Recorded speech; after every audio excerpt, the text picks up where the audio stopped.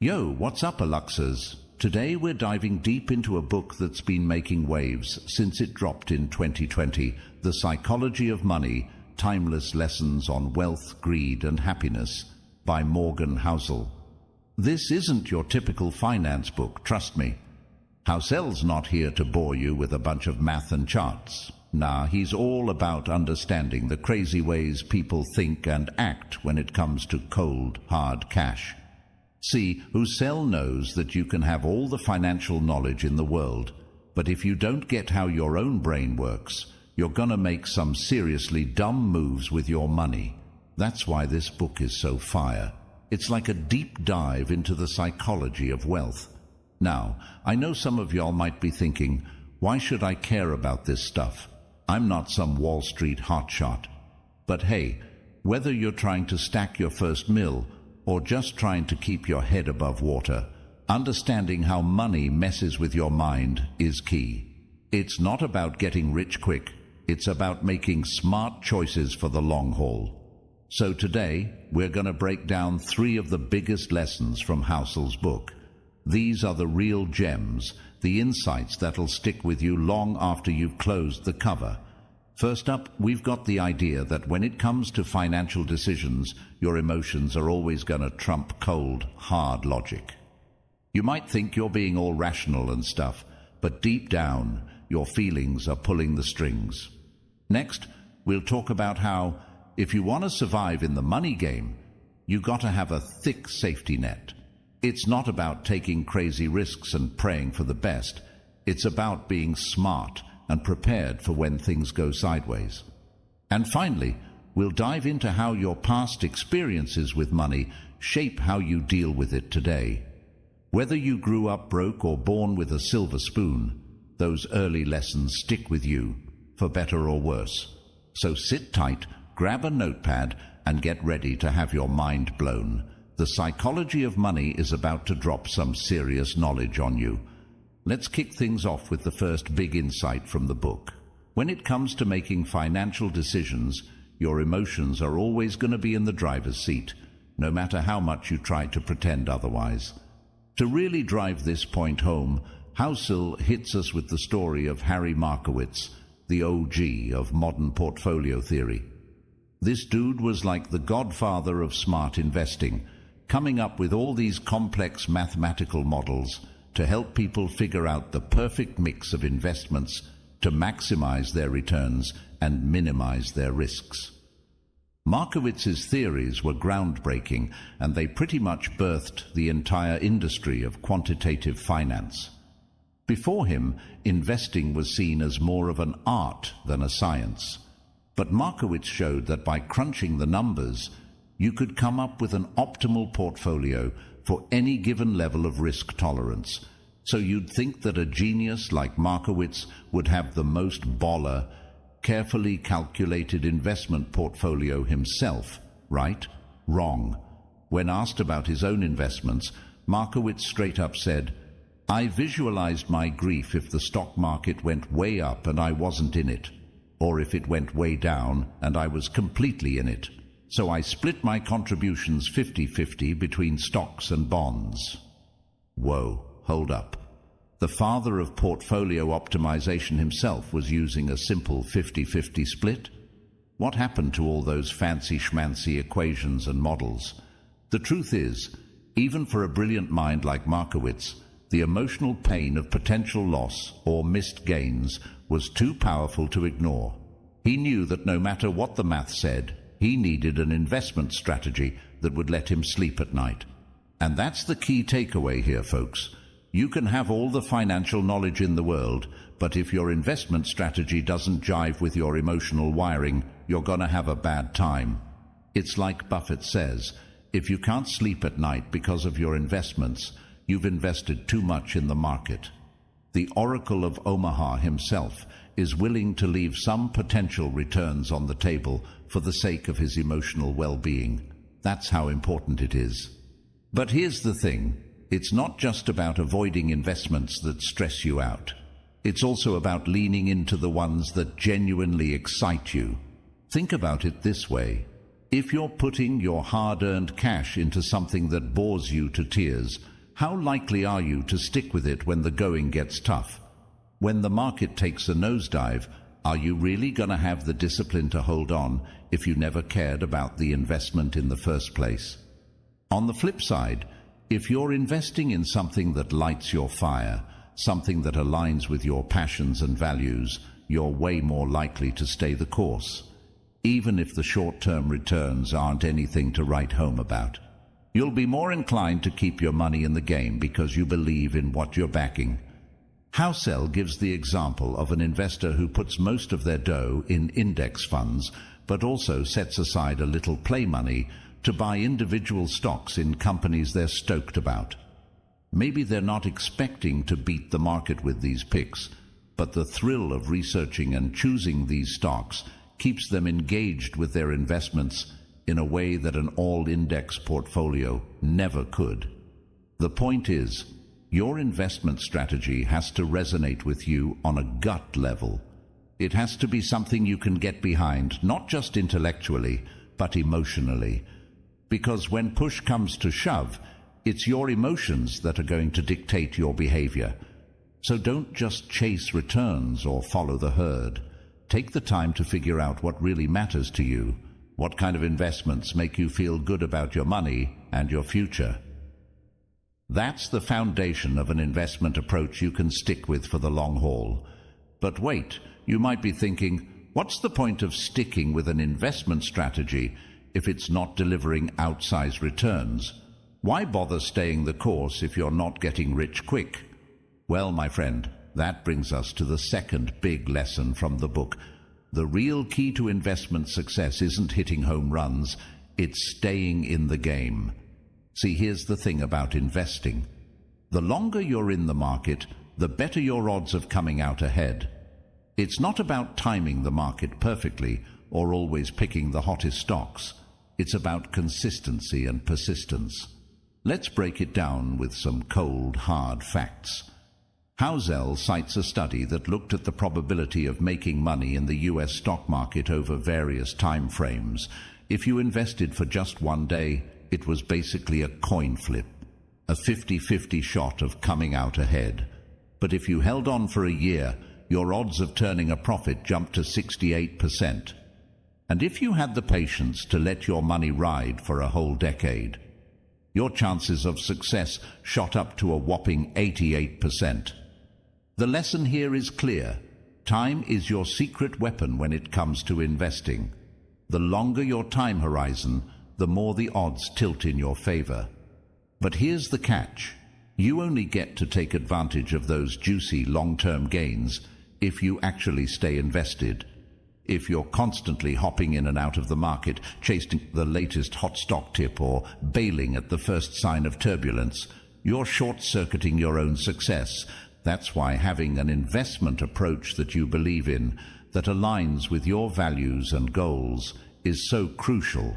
Because when the going gets tough, and it always does, sooner or later, that emotional connection is what's going to give you the strength to stay the course. Housel drives this point home with a powerful analogy. He asks us to imagine planting an oak tree sapling. In the first year, you might not see much growth above ground, but beneath the surface, the roots are spreading out, establishing a strong foundation. As the years go by, the tree slowly but surely starts to reach for the sky. And then, decades later, you've got a mighty oak on your hands, a towering testament to the power of patience and persistence. Investing is the same way. In the short term, your returns might be underwhelming. You might even face some painful losses. But if you can keep your eye on the long game, if you can stay rooted in your strategy, even when the market storms are raging, you give yourself the best shot at achieving towering success. So don't get discouraged if you're not seeing massive gains right out of the gate.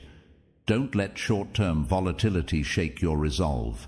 Just keep your head down, stay focused on your goals, and trust that time is on your side. Because in the end, the most successful investors aren't necessarily the smartest or the most sophisticated. They're the ones who can stay in the game the longest, who can ride out the ups and downs with steadfast discipline. But staying power isn't just about gritting your teeth and white-knuckling your way through market turbulence. It's also about giving yourself a wide margin of safety. And that's the third major insight Housel serves up in the book. When Housel talks about a margin of safety, he's not just talking about some abstract financial concept. He's talking about a way of thinking, a philosophy that permeates every aspect of your financial life. At its core, the margin of safety is about giving yourself room for error. It's about recognizing that no matter how smart you are, no matter how carefully you plan, life has a way of throwing curveballs. And if you don't have a buffer in place, those curveballs can knock you right out of the game. Think about it like this. If you're driving a car, you don't wait until you're a millimeter from the car in front of you to hit the brakes. You leave some space, some margin for error, so that if something unexpected happens, you have time to react. The same principle applies to investing and personal finance. If you're living paycheck to paycheck, with no emergency fund and no wiggle room in your budget, you're cruising for a bruising. One unexpected expense, one hiccup in your income, and you could find yourself in a world of hurt. But if you've built up a cushion, if you've got a healthy rainy day fund, if you're living below your means and saving diligently, you've given yourself that all-important margin of safety. You've got some breathing room to absorb life's inevitable shocks without being thrown too far off course. This isn't just about playing defense, though. Having a margin of safety can also give you the confidence to seize opportunities when they arise. Imagine you're considering investing in a company that you believe in, but the stock price is a little higher than you'd like. If you're stretched thin financially, you might not feel comfortable taking the risk, but if you've got a solid financial foundation, you can afford to take a chance, knowing that even if it doesn't pan out, you've got the resources to weather the storm. Housel illustrates this point beautifully with the story of Sequoia Capital's Michael Moritz. When asked about his firm's incredible success over the decades, Moritz didn't point to any particular investment or strategy. Instead, he emphasized the importance of longevity, of being able to stay in the game year after year, cycle after cycle. And the key to that longevity, you guessed it, a wide margin of safety.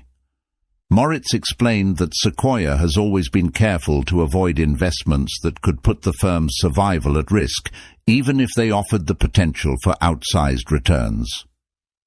By prioritizing stability over flash-in-the-pan gains, Sequoia has been able to navigate the ups and downs of the market for over 4 decades. That's the power of the margin of safety. It's not about being timid or risk-averse. It's about being strategic, about playing the long game. It's about recognizing that the biggest risk isn't missing out on the hottest investment opportunity. It's being forced out of the game entirely because you didn't give yourself enough room to maneuver. So how do you put this principle into practice? It starts with being conservative in your assumptions and projections. Don't count on best-case scenarios panning out. Build your plans around conservative, even pessimistic estimates. That way, if things do go better than expected, great, you've got some extra breathing room. But if they don't, you're not caught flat-footed. It also means being disciplined about saving and budgeting. Don't just spend every dollar that comes in. Make sure you're setting aside a healthy chunk for emergencies, for long-term goals, for investing in your future. And when you do invest, don't just cross your fingers and hope for the best. Do your due diligence, understand what you're getting into, and most importantly, only invest what you can afford to lose. That way, even if the worst happens, you're not putting your entire financial future at risk. Now, at this point, you might be thinking, okay, I get it. I need to be emotionally invested in my strategy. I need to stay the course for the long haul, and I need to give myself a wide margin of safety. But how do I know what the right strategy is for me in the first place? Great question. And that brings us to the final major insight from Housel's book: the role that our personal experiences play in shaping our financial attitudes and behaviors. You see, we all like to think of ourselves as rational, objective decision-makers, but the truth is, our perspectives on money are deeply colored by our unique life experiences, especially those formative experiences we have when we're young. Housel points to a fascinating study by the National Bureau of Economic Research that looked at how people's exposure to different economic conditions in early adulthood affected their investing behavior later in life. The researchers found that people who came of age during periods of high inflation were less likely to invest in bonds later on, while those who entered adulthood during bull markets were more inclined to pile into stocks. In other words, the economic climate we experience in our formative years can have a profound and lasting impact on how we approach financial decisions. Housel illustrates this point with the story of legendary bond investor Bill Gross. Gross once remarked that if he had been born a decade earlier or later, he might never have gotten into the bond business at all. Why? Because Gross came of age in an era of falling interest rates, which made bonds look like an incredibly attractive investment. Had he been born into a different economic regime, he might have developed a very different perspective on the bond market. The point is, our personal histories shape our financial worldviews in powerful and often subconscious ways. The economic conditions we witness, the lessons we learn from our parents and peers, the triumphs and tragedies we experience, all of these factors come together to form our unique money mindsets. And understanding this can be incredibly valuable, both for making sense of our own behavior and for empathizing with others. When we encounter someone whose financial decisions seem irrational or misguided to us, it's tempting to write them off as foolish or ignorant. But if we take the time to consider the experiences that have shaped their perspective, we may find that their choices make a lot more sense. At the same time, recognizing the ways in which our own histories influence our financial attitudes can help us be more mindful and deliberate in our decision-making. We can't change our pasts, but we can strive to be aware of the biases and blind spots they may have instilled in us. And this awareness is especially crucial in times of economic upheaval and uncertainty. Housel notes that in the wake of financial crises, both individuals and institutions often exhibit what's known as a scar effect, a lingering conservatism and risk aversion that can persist for years after the initial shock. We saw this in the aftermath of the 2008 financial crisis, when companies hoarded cash and households ramped up their savings rates.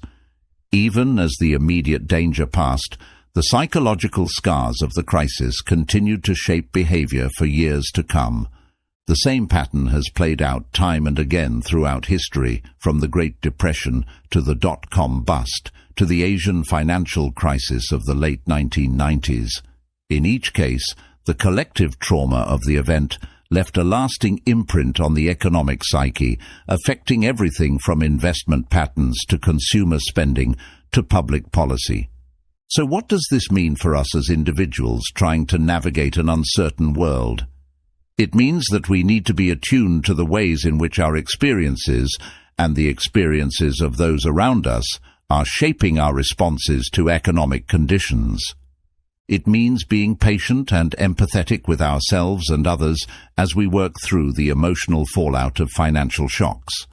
It means recognizing that the road to recovery may be long and uneven, and that setbacks and relapses are a normal part of the process. But it also means being proactive in our efforts to adapt and evolve in the face of changing circumstances. Just as ecosystems adapt to new environmental pressures, so too must we be willing to update our mental models and strategies as the world around us shifts. That might mean diversifying our investments to build resilience in the face of uncertainty. It might mean being more conservative in our spending and saving habits to give ourselves a greater margin of error. It might mean seeking out new sources of income or investing in our own skills and adaptability. The key is to approach these challenges with a growth mindset, to see them not as threats to be feared, but as opportunities to learn, to stretch, to become stronger and wiser. And that, in the end, is perhaps the greatest lesson of the psychology of money. Yes, this book is full of valuable insights about the role of emotions in financial decision-making, the importance of a long-term perspective, the necessity of a margin of safety. But at its core, it's a book about the incredible adaptability and resilience of the human spirit. It's a reminder that no matter what challenges we face, no matter what traumas we endure, we have within us the capacity to learn, to grow, to triumph. So let us take these lessons to heart, my friends. Let us face the uncertain future with clear eyes and stout hearts, armed with the wisdom of those who have gone before us. Let us remember that wealth is about so much more than numbers on a balance sheet. It's about the richness of our relationships, the depth of our experiences, the strength of our character. And let us never forget that the greatest fortune we can build is not measured in dollars and cents, but in the love we share, the lives we touch, the legacy we leave behind. That is the true psychology of money, and it is a lesson that will serve us well in good times and bad, all the days of our lives. Thank you all for joining me on this journey through the pages of Housel's masterwork. I hope you found these insights as illuminating and empowering as I have.